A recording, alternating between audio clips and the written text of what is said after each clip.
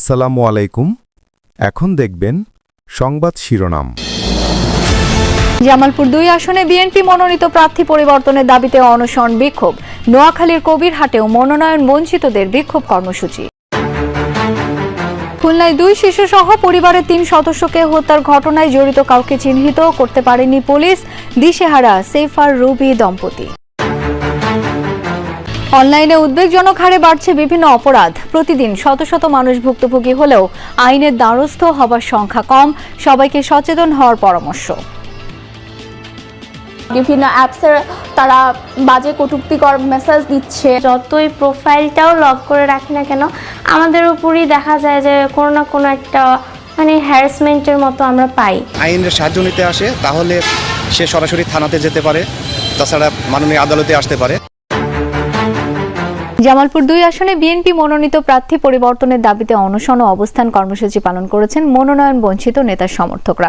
বেলা 11:30 থেকে ইসলামপুর শহরের বটতলা এলাকার ত্রিমোড় অবরোধ করে এই কর্মসূচি শুরু করেন তারা। এতে অংশ নেন উপজেলা বিএনপির একাংশের নেতাকর্মীরা। এই সময় তারা দাবি করেন জামালপুর ২ আসনে মনোনয়ন পাওয়া ইসলামপুর উপজেলা বিএনপি সভাপতি সুলতান মাহমুদ বাবু শারীরিকভাবে অসুস্থ। এছাড়া তত্ত্বাবধায়ক সরকারের সময় সংস্কারপন্থী নেতা হিসেবে পরিচিত তিনি। তাই তার মনোনয়ন বাতিল করে বিএনপি চেয়ারপারসনের উপদেষ্টা ও সাবেক মন্ত্রী পরিষদ সচিব এএসএম আব্দুল হালিমকে মনোনয়ন দেওয়ার দাবি জানান তারা।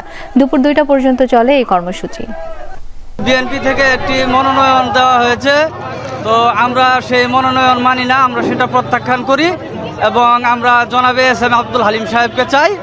কাফন পড়েছি, তার জন্য আমরা চাই হালিম ভাই হচ্ছেন একজন যোগ্য ব্যক্তি, সৎ ব্যক্তি, উনি যাতে মনোনয়ন পান এর দাবিতে আমরা আজকে এই রাজপথে নেমেছি। এদিকে নোয়াখালী ৫ আসনে বিএনপির মনোনয়ন পুনঃবিবেচনার দাবিতে বিক্ষোভ সমাবেশ করেছেন কেন্দ্রীয় নেতা বজলুর করিম চৌধুরীর কর্মী সমর্থকরা। বিকেলে কবিরহাট বাজারে শহীদ ওয়াসিম চত্বর থেকে মিছিল বের করা হয়। বিভিন্ন সড়ক ঘুরে আবার এক স্থানে গিয়ে শেষ হয় মিছিলটি। পরে অনুষ্ঠিত সমাবেশে বক্তারা বলেন, বজলুল করিম চৌধুরী দুঃসময়ে নেতাকর্মীদের পাশে ছিলেন, তাকে ধানের শীষ প্রতীক দেওয়ার দাবি জানান তারা। খুলনা নগরীতে ২ শিশুসহ একই পরিবারের ৩ সদস্যকে হত্যার ঘটনায় ৩ দিন পেরোলেও এখনো কাউকে গ্রেপ্তার করতে পারেনি পুলিশ। কে বা কারা কি কারণে ৩ জনকে হত্যা করলো তাও বের করা যায়নি। ২ সন্তান সহ পরিবারের ৩ সদস্যকে হারিয়ে দিশেহারা সেফার রুবি দম্পতি। এলাকায় শোকের ছায়া। খুলনা মহানগরের মোল্লাপাড়া এলাকার একতলার এই বাড়িতে এখন শুনশান নীরবতা। অথচ ৩ দিন আগেও ২ ভাই বোন ৬ বছরের ফাতিহা আর ৮ বছরের মুস্তাকিমের ছুটাছুটিতে মুখর থাকত বাড়িটি। রোববার সন্ধ্যায় একই ঘরে মেলে ২ শিশু আর তাদের নানির রক্তাক্ত মরদেহ।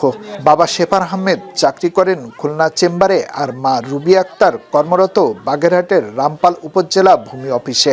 বাবা মার চাকরির কারণে ২ শিশুর দেখভাল করত তাদের নানি। অন্ধকারের ভিতরে তো তখন মোবাইলে লাইট জ্বালায় দেখে আমার বাচ্চা দুটো আর নানি ৩ জন একেবারে কোলের মধ্যে, একজন আরেকজনের কোলের মধ্যে। কি কারণে এই হত্যাকাণ্ড কিছুই বুঝতে পারছে না পরিবারের সদস্যরা। এজন্য মামলার এজাহারেও কারো নাম উল্লেখ করা হয়নি। যে কে করেছে নিশ্চয়ই সে আমার বাসা ঘর বাড়ি কোথায় কি থাকে না থাকে নিশ্চয়ই চেনে, নিশ্চয়ই জানে। নাহলে এত সুন্দর করে আমার বাড়ি ঢুকিছে, কিভাবে ঢুকলো? ওই টাইমে আমরা বাড়ি থাকি না, ওরা জানে নিশ্চয়ই। ২ শিশুসহ একই পরিবারের ৩ সদস্যকে হত্যার ঘটনায় হতবাক এলাকাবাসী। হত্যাকারীদের দ্রুত চিহ্নিত করে দৃষ্টান্তমূলক শাস্তির দাবি তাদের। ওই ভিতরে মরা ওই মুরগির খোপের দ্বারে হাত দাগান না, ওনারে মারি হেলাই ঠিক গেছে। করে মারছে, এ আসলে দেহার মতো না, অমানবিক। এদের যদি ছাড়ে দেওয়া হয় আরো মানুষ হলো এইভাবে হয়ে যাবে, আরো এইরকম পাপ করতে কোনো হলো দ্বিধাবোধ করবে না। তার কঠিন বিচার হওয়া উচিত, আইনের আয়তায় তাদের আনা উচিত।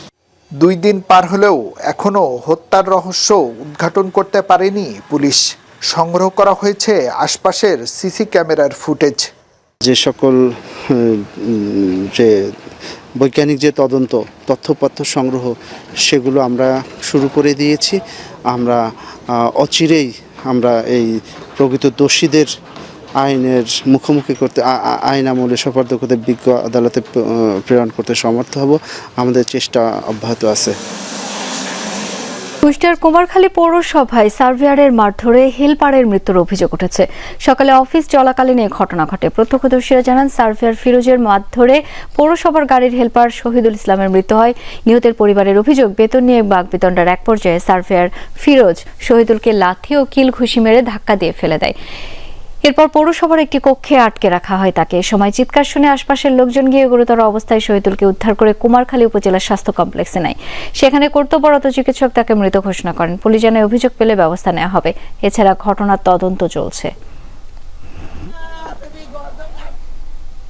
শেরপুরের ঝিনাইগাতি উপজেলার সীমান্তবর্তী গজনী এলাকা থেকে অজ্ঞাত এক নারীর অর্ধগলিত মরদেহ উদ্ধার করেছে পুলিশ। সকালে রাস্তার পাশে মরদেহ দেখে পুলিশে খবর দেয় স্থানীয়রা। প্রত্যক্ষদর্শীরা জানায়, মরদেহটি পৌঁছে বিকৃত হয়ে গিয়েছিল। 3-4 দিন আগে হত্যা করে মরদেহ ফেলে রাখা হয়েছে বলে ধারণা করা হচ্ছে। পুলিশ জানায়, মরদেহে পচন শুরু হয়, পরিচয় শনাক্ত করা যায়নি। এ বিষয়ে আইনগত ব্যবস্থা নেওয়া হচ্ছে। ভারতের শিলিগুড়ি অংশে চিকেন নেকে অতিরিক্ত বিএসএফ এর উপস্থিতি নিয়ে নানা গুজব ছড়ানো হয়েছে সামাজিক যোগাযোগ মাধ্যমে। সেসব গুজবে ছিল দেশের একটি অংশ দখলের কথা। তারপর অনলাইনে শুরু হয় উত্তেজনা। এই নিয়ে মুখ খুলেছে লালমনিরহাট বিজিবি। আইন শৃঙ্খলা বাহিনীর কর্তা ব্যক্তিরা বলছেন, এমন গুজবের পরও সীমান্তে কোনো উত্তেজনার ঘটনা ঘটেনি। স্বাভাবিকভাবেই চলছে স্থানীয়দের জীবন। একটি বেনামি ইউটিউব চ্যানেল, সেই চ্যানেলের খবরে অনলাইনে ছড়িয়ে পড়ে উত্তেজনা। ভারত নাকি দখলে নিয়েছে লালমনিরহাটের চিকেন নেক এলাকার 62 কিলোমিটার অংশ। এমন গুজবের ভিডিও দেখেছে অন্তত 91,000 মানুষ। তা থেকে তৈরি হয়েছে আরো অনেক ভিডিও। কিন্তু ঘটনা আসলে কি? চীনের আধিপত্য নিয়ে শঙ্কিত ভারত আগে থেকে শিলিগুড়ির কাছাকাছি চিকেন নেক অংশে বাড়াচ্ছিল তাদের সক্ষমতা। 5 আগস্টের পর সামরিক ছাউনি তৈরিকে কেন্দ্র করে তৈরির চেষ্টা চলে উত্তেজনা। সেসব উত্তেজনার একটি ছিল এই ভিডিও। স্থানীয়রা বলছেন, শেখ হাসিনা পতনের পর এমন গুজব ভেসে এসেছে বারবার। 5 আগস্টের পর শুনতেছি অনেক কিছু গুজব। আমাদের এদিকে এটা কোনো সমস্যা নাই, কেউ দখল করে নাই, কোনো কিছু করে নাই। 26 নম্বর প্লেয়ার আসলো, ওই প্লেয়ারে আছে। আমরা কেমন করি বাংলাদেশ আমার দখল করে? বর্ডারে কোনো এখনো ঝাইঝামেলা হয় নাই। আমরা দেখতেছি যে বর্ডারে আমাদের সুস্থভাবে চলাফেরা চলতেছে। লালমনিরহাট সীমান্ত ঘেঁষা অংশে গিয়ে দেখা মিলেছে চিরাচরিত জীবনের। সোশ্যাল মিডিয়ার কোনো উত্তেজনা ছোঁয়নি স্থানীয়দের স্বাভাবিক জীবনকে। প্রতিদিনের মতোই মাঠে ধান কাটছেন কৃষক, খেলায় মগ্ন শিশুরা, প্রাত্যহিক কাজকর্ম করছেন স্থানীয়রা। সামনে নির্বাচন, এটা দেশকে অস্থিতিশীল করার জন্য যে এই ধরনের একটা গুজব বা ইন্ডিয়ালা ছড়াবে। ভারত তো ভারতে ওদিক থাকে, আমি তো এদিক থাকি। ভারতলা ঘর জমি দখল করে নাই। বিজিবির টহল আর নজরদারিতে সীমান্তে নিরাপদেই আছেন, এমনটি বলছেন স্থানীয়রা। সীমান্তে তেমন উত্তেজনা নেই বলেও দাবি তাদের। বিজিবি সবসময় আমাদের পাহারা দেয়, বিজিবি সবসময় বর্ডার দেখি আমরা। ভারতের বিএসএফ আছে পাশে, আমার বাংলাদেশে বিজিবি পাশে টহল করতেছে সবসময়, এখানে কোনো ঝামেলাই নাই। গুজব ঠেকাতে জনপ্রতিনিধিদের সঙ্গে নিয়মিত বৈঠক করেছে বিজেপি। আড্ডার সমাবেশে মানুষকে বোঝানো হচ্ছে ভার্চুয়াল অপপ্রচারে কান না দিতে। আমরা যারা জনপ্রতিনিধি আছি, বিশাল জনগোষ্ঠী আছে, আমরা আমাদের সীমান্তকে অক্ষুণ্ণ রাখার জন্য আমরা সর্বোচ্চ চেষ্টা অব্যাহত রাখি। ক্যাম্প, দুর্গাপুর ক্যাম্প, বড়